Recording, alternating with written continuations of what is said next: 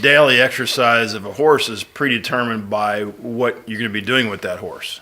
And I, being a retired racehorse trainer, is those horses would pretty much do something 6 days a week, you know. But other horses use in other disciplines, if it be a hunter and jumper or a roping horse or a cutting horse, is going to take less activity.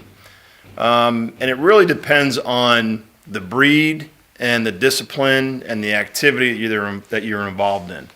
And that's where obviously working with a trainer will help you decide how much exercise your horse needs. Like Steve was saying about his horse RJ, who's a roping horse, he rides him 2 to 3 days a week, and then he might rope every other weekend. In between that, the horse could be turned out in the field. He could be lunged on the lunge line or let out in the arena for him to just romp and play and be happy, and everything's fine.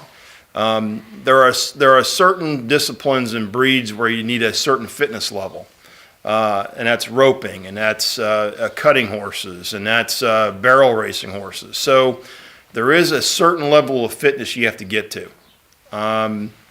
And that's something that's not learned overnight. That's something that should be worked with a trainer to determine what needs to be done on a daily basis, a weekly basis, and also a monthly basis. Because what you don't want to do is take your horse and enter into a competition when he's not at the right fitness level.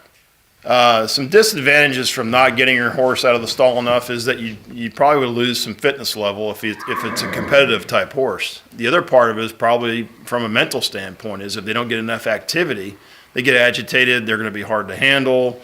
It just, it's not conducive to having a happy horse. And I think from the health standpoint, I think there's some concerns that being in the stall too long, their legs can stock up, they can get inflammation. And one health concern in particular is that if you have a horse that you've been utilizing regularly and all of a sudden you cut down on their activity level quite significantly and they're on the same amount of diet, they store a lot of glycogen, a lot of energy products in their muscles. When you bring them out and if they haven't had regular conditioning, what happens is they will release a lot of lactic acid right away. And this can irritate large muscle groups, especially over the lower back and the hips. And what we see is these horses get extremely stiff, their muscles get really inflamed and really, really hard, and they don't move very well. It's known as tying up syndrome or azoturia, or common or layman's term for it is Monday morning disease. And the reason why is because you basically have a horse that you keep on this heavy diet and he's been on a routine of working out. All of a sudden you got a bunch of carbohydrates stored up in him, and you take him out and you take the same level. It's not such a good thing. They cramp up. It's probably analogous to a full body cramp, and when they get that, it's pretty serious. It's a pretty big problem. But it could be very serious as well, though. Yeah, it could be life-threatening. Yeah. And the biggest problem you have is when you release a bunch of breakdown products from the muscles, you release what is known as myoglobin, and that can filter through the kidneys, and you can create a tremendous problem with their kidneys as well. And it could be a health-threatening situation.